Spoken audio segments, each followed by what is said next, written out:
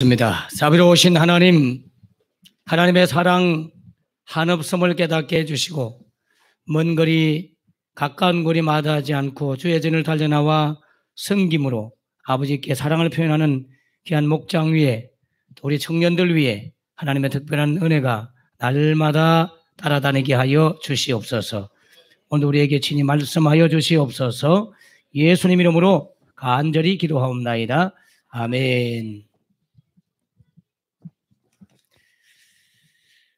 여러분, 성경에서 가장 많이 다루고 있는, 그리고 예수께서도 가장 많이 설교한 그런 설교의 주제가 무엇이라고 생각하십니까?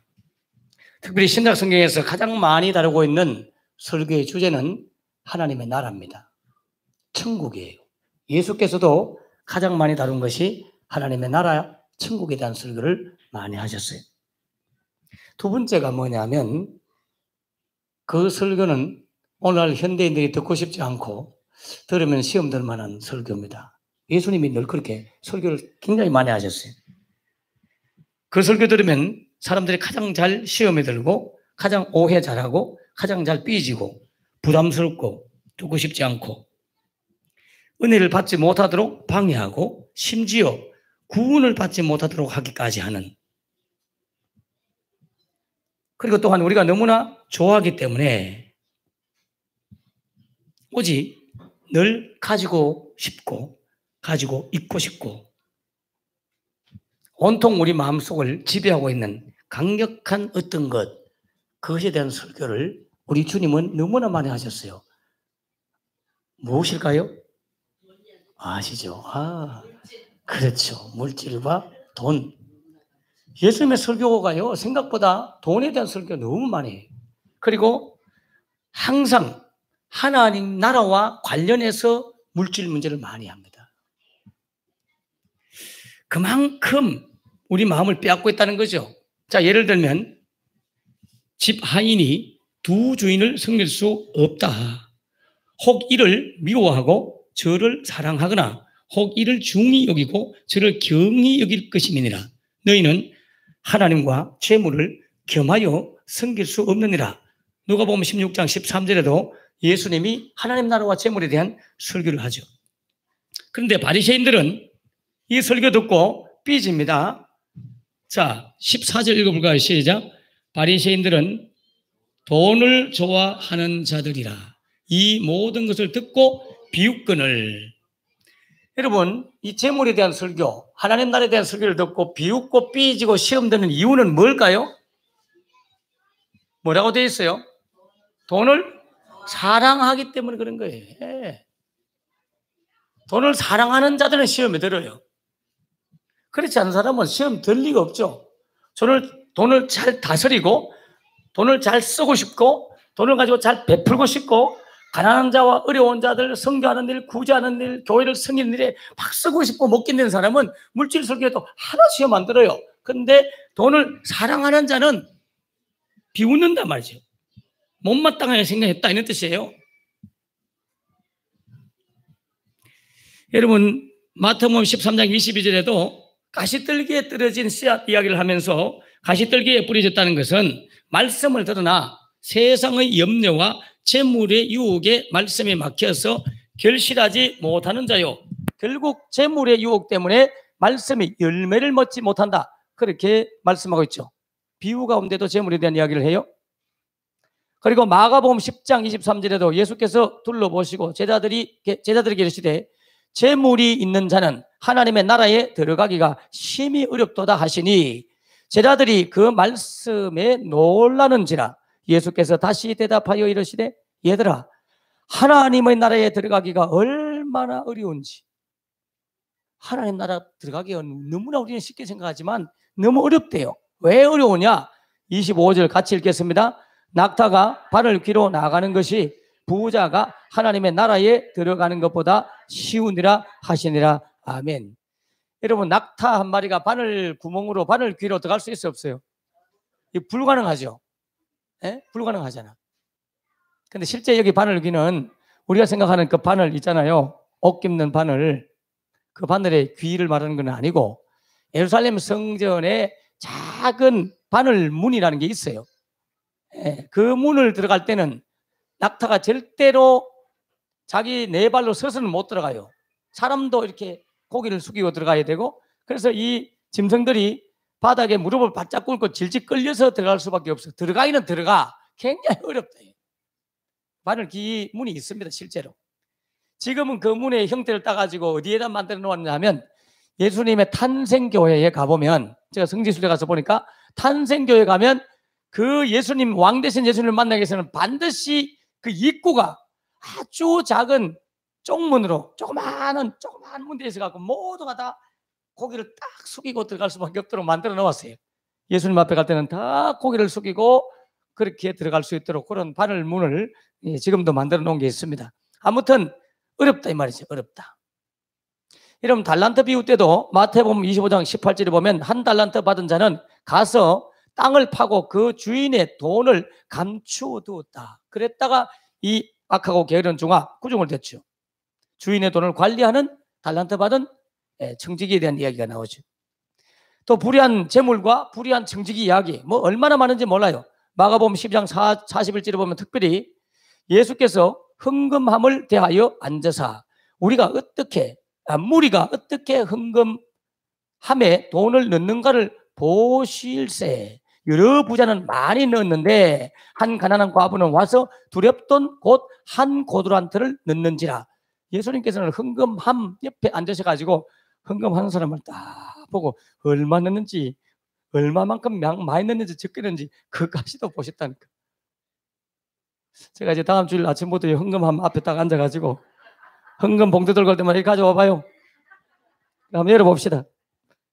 뭐야 이거? 이걸 가져왔어? 하고 탁 집어 던지고. 그러면 여러분 다음 주부터 교회 안 나올걸? 근데 그렇게 하는 목사님이 계셔요. 부흥회하면 흥금 봉투를 우리 내잖아요. 딱 열어보고 지금 장난치는 거야? 그럼 10,000원짜리 하나 장난치는 당신 친구한테도 이렇게 해? 가져가. 그냥 필요 없어. 내 강사비 안 받으니까 필요 없어. 이름 되면 아는 서울이 큰 교회. 진짜 그 양반 하는 물론 강력한 성령의 역사도 또 있는 분이긴 해요. 그렇게 강하게 교인들을 키우는 그런 목사님도 있더라고. 나는 간이 적어서 못합니다. 여러분을 못 믿는 것보다 내가 간이 적어서 그걸 못해. 나는 걱정하지 마세요. 다음 주 제가 저기 안 앉아 있겠습니다. 아무튼 예수님께서 그렇게 하셨다 이 말이에요. 그러니까 우리가 예물을 들고 오는 것은 그 예수님이 다 우리 중심을 보고 있다는 거와 다를 바가 없는 말이죠. 여러분, 바울, 사도 요한 이런 분들도요 돈에 대한 설교를 굉장히 많이 하면서 강력하게 경고를 해요. 특별히 디모데전서 6장 10절 한번 같이 읽어보겠습니다. 시작. 돈을 사랑함이 일만 악의 뿌리가 되나니 이것을 사모하는 자들이 미혹을 받아 믿음에서 떠나 많은 근심으로써 자기를 찔렀도다. 아멘. 여러분, 돈은 일만 악이 아니에요. 돈을 뭐함이? 사랑함이. 이런 돈 안 좋아하는 사람 어디 있어요? 그냥 사랑하고 좋아하는 건 좀 달라요. 우리는 돈이 필요하고 돈도 사랑하고 뭐 좋아할 수도 있지만 이 개념은 돈에 완전히 종속되어 있는 지배당하는, 돈을 위해서는 가족도 죽이고 자식도 죽이고 막 이런 뉴스 들어요 안 들어요? 신랑도 죽이잖아요. 보험 엄청 내놓고는. 또 아내도 죽이잖아요. 보험 엄청 내놓고 교통사고로 위장해서 죽이는 이런 일들이 벌어지는 게 이 세상인 거 여러분 아시잖아요. 이게 돈을 사랑하면 일만 악의 뿌리다. 그런 사람들이, 돈을 사모하는 사람들이 미혹을 받는다. 마귀의 미혹을 받고 믿음에서 떠나기도 하고 많은 근심이 자기를 찔려서 자기를 또 상하게 해요. 물질 때문에 얼마나 마음 상하고 시험 들고 힘들잖아요. 여기서 우리가 자유해야 되는데 참 쉬운 일이 아니죠. 요한일서 3장 17절도 볼까요? 같이 시작. 누가 이 세상의 재물을 가지고 형제의 궁핍함을 보고도 도와줄 마음을 닫으면 하나님의 사랑이 어찌 그 속에 거하겠느냐. 여러분, 재물을 보고 안 도와준 사람을 꾸중하는 거예요? 도와줄 마음이 없는 사람을 꾸중하는 거예요? 마음이라도 먹기를 축원합니다. 마음 먹는다고 세금 내나 손해보는 건 있나 뭐. 아예 마음조차도 없다면 이게 참 문제예요. 여러분, 마음은 있는데 내가 능력이 없고 물질이 없어서 못 줄 수는 있잖아요. 아무리 내게 물질이 부족하고 없어도 마음만큼은 도와주기를 축원합니다. 저는 이런 마음은 누구보다도 많이 갖고 있는 목사예요. 저는 로또 막 당첨이 되면 교회당도 지을 뿐 아니라 우리 교인들 부채 얼마 있노 다 가져와. 그러니까 다 갚아주고 싶어. 진짜. 그래 내가 갚아주려고 생각하니까 뭐 20억 30억 받아갖고는 이게 안 되겠더라고. 그 가지고는 도저히 감당이 안 돼. 너무 많이 도와줄 것이 많아가지고 한 번씩 그런 상상을 해보거든요. 로또를 사가지고 만일에 내가 지금 요즘은 뭐 로또를 별로 그렇게 금액도 크지 않는 것 같아요. 그래가지고 한 뭐 20억 30억 받아갖고는 감당이 안 돼. 왜? 줄 곳이 너무 많아서. 진짜 줄 곳이 너무 많아서. 그거 맞아갖고는 막 어디 막 뭐 갖다 붙이도 못해. 예. 그래서 내가 마음을 줄이고 이제 도와줄 사람을 한 두 사람 정도 해놓으면 막 1억만 받아도 크게 되는데 도와줄 곳이 너무 많고 가족들도 생각하면 그렇고 교인들도 그렇고 아는 또 우리 친구 목사님들 교회라든지 어려운 교회라 이런 말 들으면 막 마음 막 주고 싶어 미치겠는 거예요. 그러니까 너무 줄 곳이 많아서 너무 많이 돈이 들어와도 소용이 없다. 그러나 마음만큼은 하나님이 내 마음을 받으시고 제가 어렵고 힘들 때마다 그래서 하나님이 물질을 갖다 맡기고 도와주시고 여러분 이 물질 때문에 시험 들지 말기를 주님 축원합니다. 여러분 톨스토이는 이야기했잖아요. 추운 겨울날 길을 가는데 어느 거지가 한 푼 달라고 하니까 기쁨으로 돈을 주려고 만지는데 돈이 하나도 없어. 그래가지고 손을 툭 잡아주면서 형제여 저는 가진 것이 없지만 이 따스한 손으로 당신 손을 한번 잡아주겠습니다. 당신의 영혼을 위해서 내가 기도하겠습니다. 그러니까 그분이 눈물이 걸성걸성 하면서 지금까지 내 평생에 나를 사람같이 인격적으로 대우해주고 바라본 사람은 선생님밖에 없다고 너무너무 감사하다고 그 어떤 물질보다도 이거보다 큰 사랑이 없었다고 웃었다고는 일화가 있잖아요. 그런 마음으로 하셔야 돼요. 그런 마음으로.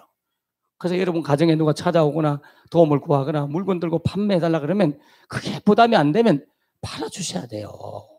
저도 거지한테 이렇게 돈을 내가 바꾼 적이 있다고 말씀드렸죠. 한번 명절날 서무시장 지하상가를 내려가고 있는데 누워있는 거예요. 이렇게 그릇 하나 갖다 놓고 그래가 막 내 마음에는 그냥 있는 돈 다 끄집어내갖고 싹 다 줬지.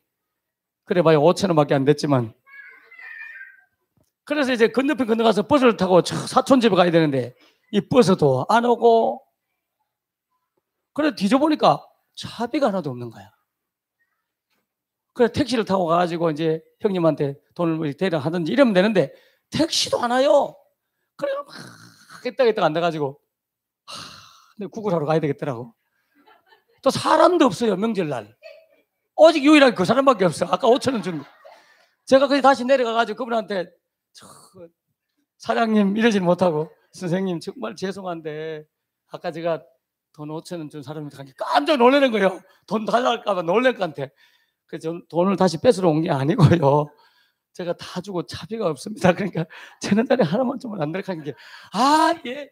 아이고 예 감사합니다. 자기가 통에 있는 돈을 주던 나보다 돈 더 많이 갖고 있더라. 진짜 아무 대책 없이 그냥 주면 안 돼요. 자기가 좀 빼놓고 그렇게 억수로 진짜 난감하고 부끄럽고 어떻게 할 수가 없어가 어쩔 수 없어가지고 내 잔돈 1,000원 받아가지고 제가 노력 감사합니다. 감사합니다.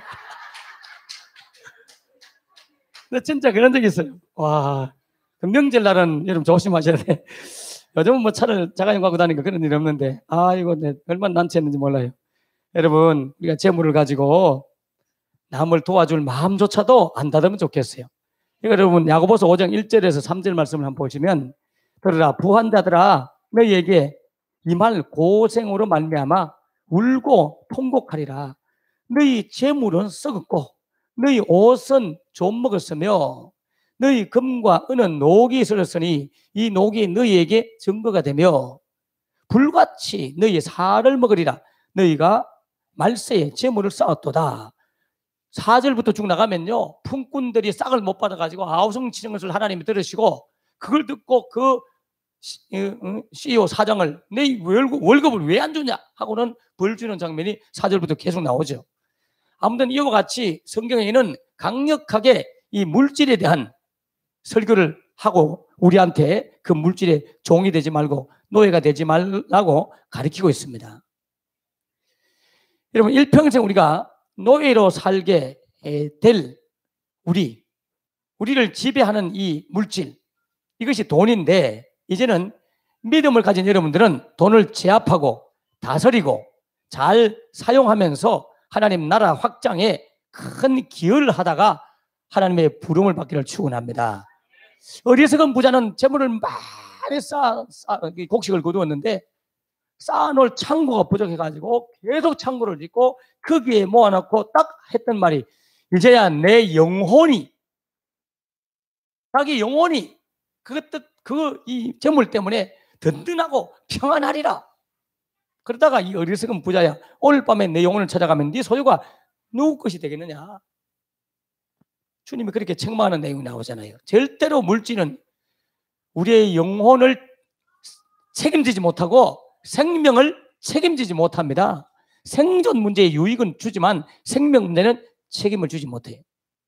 여러분, 우리의 신앙을 힘들게 하는 것도 돈이고 우리의 신앙을 빛나게 하는 것도 돈인 것 같아요. 이 돈을 지배하고 다스려서 돈의 종이 안 되겠다, 안 되겠습니다. 비록 내가 돈을 벌기 위해서 열심히 뛰어다니지만, 돈을 좋아하지만, 그러나 주여, 내가 이 돈의 노예는 되지 않겠습니다. 돈을 사랑하지는 않겠습니다. 오직 나의 사랑은 I love you Lord, 오직 당신뿐입니다.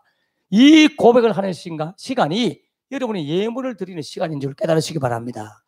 이런 고백 없이 그냥 갖다 드리면 안 돼요. 아무 생각 없이 돈을 하나님이 원하는 게 아니잖아요.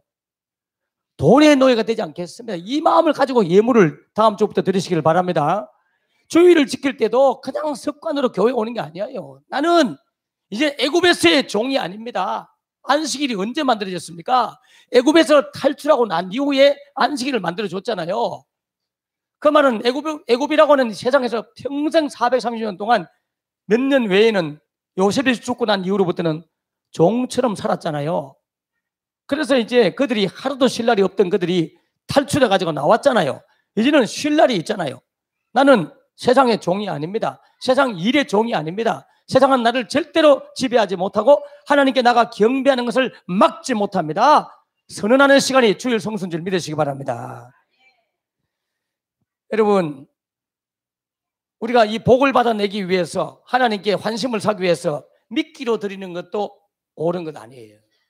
사랑 고백으로 장미꽃 한 송이를 연인에게 갖다 주듯이 날 위하여 십자가 돌아가신 예수님께 사랑 고백을 하는 것이 예물을 드리고 몸을 드리고 저렇게 식사 봉사를 하고 찬양단을 하고 교사를 하고 청소를 하고, 아멘이십니까?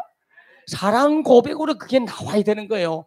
그렇게 안 되면 그게 짐이 되고 일이 되고 괴로움이 되고 불평이 나고 너무 힘든 일이 되는 거예요. 사랑 고백을 하면 즐거운 거예요. 기쁨을 할 수 있는 거예요. 자발성이 막 생기는 거예요. 어제 강사님께서 그런 이야기 했잖아요. 어디 집회 가면 거기에 목사님이 와가지고 헌금 좀 많이 나오더라고. 헌금 설교를 좀 하시라고. 자기는 절대 그걸 안 한다고. 저도 그래 절대로 부탁 안 합니다. 그런 거. 그럴까봐 겁납니다. 제발 헌금 설교 좀 하지 마세요. 헌금 설교가 교인들 시험 들면 안 되니까 그런 말 절대 하지 말고 말씀을 하세요. 나는 도리어 반대로 이야기하죠. 반대로. 자, 그런데 그런 이야기 하면서 이제 헌금 설교하면 시험 든다, 이제 그런 이야기 했잖아요. 근데 어제 치유받은 분 중에서 기쁨의 교회 이용원 목사님 교회의 권사님, 아주 충직한 일꾼이시기도 한데, 그분이 허리 디스크라든지 막 이런 게 와가지고 한 번 가면 10만 원씩, 매달 70만 원씩 치료를 받았어요. 도수 치료라고 아세요? 도수 치료가 뭔지 모르지만 나는 잘 손바닥으로 이렇게 뭐 해야 하나? 뭐 하는 그런 게 있는 모양인데, 그 도수 치료가 70만 원씩 든대요. 그런데 목사님이 강의를 하다가 나와보세요. 목사님 때문에 억지로 온 사람 나오세요. 그냥 불러내가지고 눕혔잖아요. 여기 어디 눕혔잖아요. 그러니까 누워 계세요. 하나님 고칠 거예요. 그리고 계속 강의했는데 나중에 저 목사님 다 나왔는데 일어나면 안 돼요. 그 일어났잖아요. 여러분, 허리가 다 나와가지고 제가 제 목양실을 불러서 다시 한번 해봐요. 여러분, 이래도 못 속이는 양반이 완전 그날 집회, 어제 집회 때도 저 뒤에 서서 계속 섰다가 앉았다가 섰다가 앉았다 그랬거든요. 그럼 내가 제발 앞에 나가서 좀 이따가 기도받으라 앞으로 불러냈는데 허리를 완전히 팍 숙여가지고 바닥까지 손가락이 대고 그래 내가 내일 기쁨의 교회 못 가도록 내가 한마디 하겠습니다. 그랬지. 기쁨의 교회 시험 들어서 못 가도록 하겠습니다. 그 치료받는 그 치료비를 헌금하면 참 좋겠네. 그렇게 내일 교회 가지 마세요. 이제 시험 들었으니까. 저는 그 정도가 시험 안 됩니다, 목사님. 안 그래도 그 생각 다 하고 있습니다. 그 생각 할 줄 알고 있는 걸 내가 느꼈기 때문에 이야기하는 거예요, 권사님. 알았다고. 안 그래도 그 헌금하려고 생각하고 있다고. 여러분, 우리가 치료받은 것들을 돈으로 환산하면 얼마나 많이 드는지 몰라요. 예. 그런데도 불구하고 그런 은혜들을 의사한테 돈 갖다 줄 때는 하나도 아깝고 안 아깝고 의사한테 갖다 주면서 돌아오면서 막 시험 들거나 막 다음부터는 다시는 이 돈 때문에 병원에 안 와야지 이런 생각도 안 해. 다음에 돈 주더라도 또 와서 고쳐야지. 또 와서 치료받도록 해야지. 그러면 또 못 고치고 돌아와. 근데 교회에서 하나님 앞에 치료받아가지고 그는 헌금 몇 푼하고는 시험 들고 이거는 얼마나 웃기냐고요. 우리가 하나님을 더 사랑하기를 주님은 축원합니다. 또 지금도 또 이렇게 또 설교하면 또 빼딱한 사람은 또 헌금하라고 또 설교하는구나. 그런 분 아무도 없죠.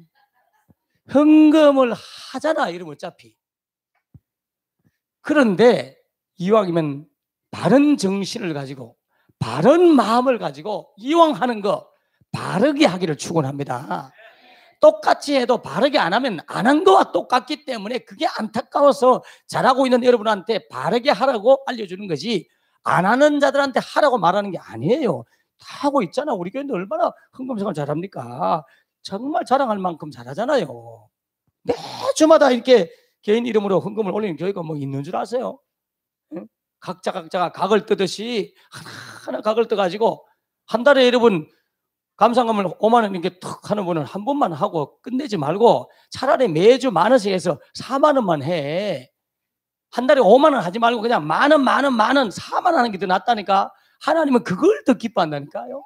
그 액수는 교회 재정 운영하는 분들이나 뭐 목사는 좋아할지 모르겠지만 하나님은 액수를 보는 게 아니고 정성과 마음 중심을 본다 이 말이에요.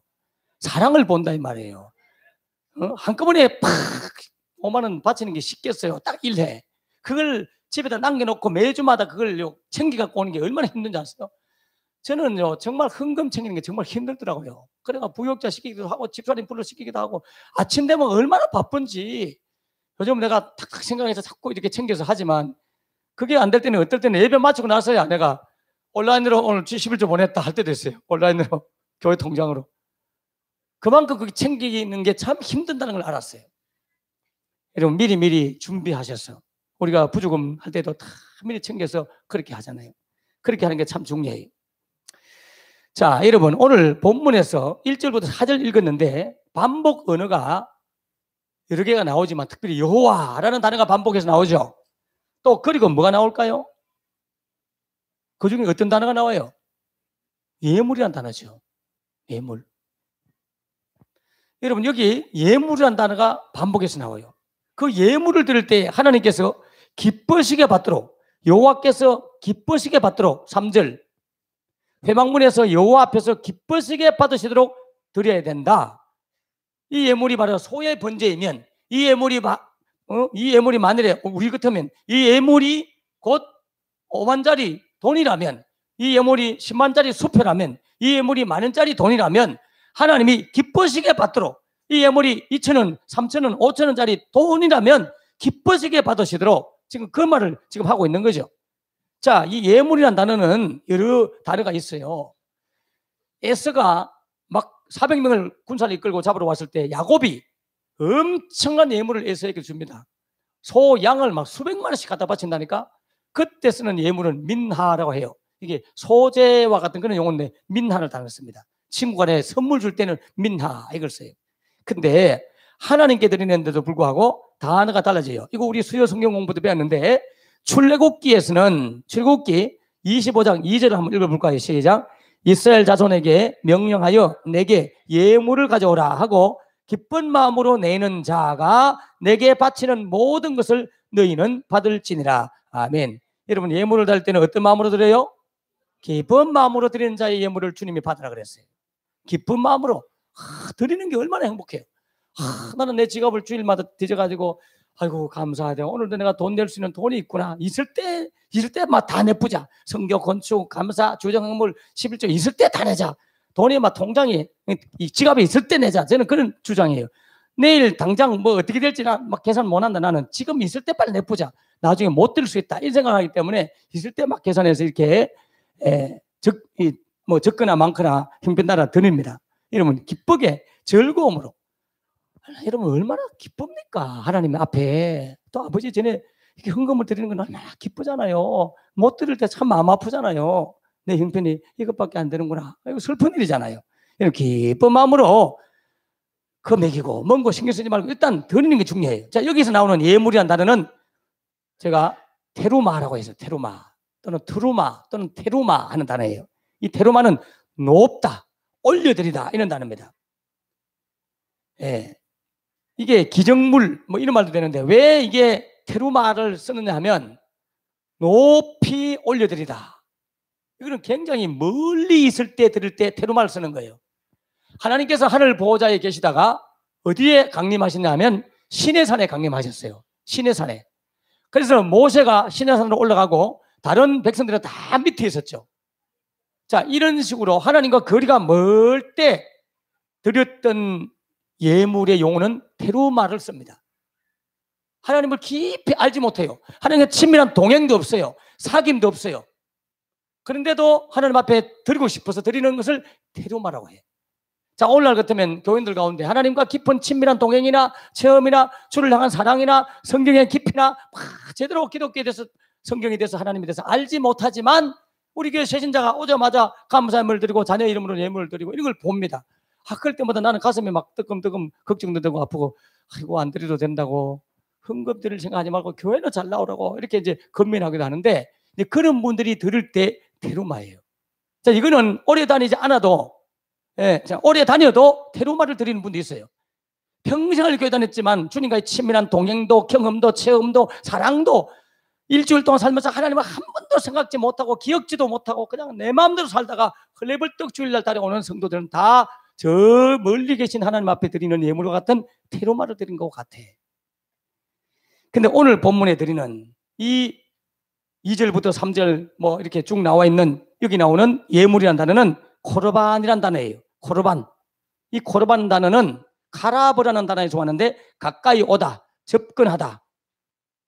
아주 가까이 접근해서 근처에 있는 그런 자가 드린 게 코르반이라. 왜냐하면 이때는 하나님이 시내산에 계시다가 어디로 오시느냐 하면 계속 백성들한테 모세를 통해서 시내산에서 3가지를 받았잖아요.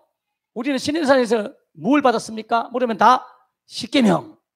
딩동댕, 예, 십계명. 그건 하나는 다 알아. 근데 우리 교인들은 이제 알죠? 두 번째 뭘 받았어요? 레위기서를 받았죠. 레위기서. 세 번째 뭘 받았어요? 성막을 제조하는 양식을 받았단 말이에요. 성막 설계도를 받았단 말이에요. 이 3가지를 시내산에서 받았어요. 그래서 성막을 지어가지고 각 진영의 중앙에 성막을 두라고 했죠. 여러분, 성막을 지으라고 하는 이유는 성막이 목적이 아니고 그 성막의 벗개 위에 누가 오시기 위해서? 하나님이 임재하시기 위해서.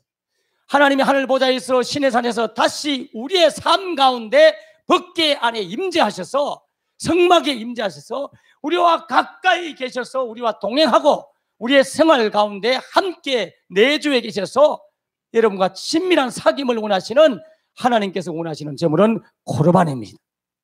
그렇다면 여러분 지금 여러분 삶 속에서 주님과 동행하는 삶을 살고 어젯밤에도 우리 루철모 지사님이 집에 가서 주님 성령님 만져주세요 해갖고 성령님 오셔서 내 몸을 터치하고 만져주는 그런 경험들을 하는 그런 시간들이 코르반인 할렐루야 코르반. 여러분 코르반의 삶이 있기를 축원합니다.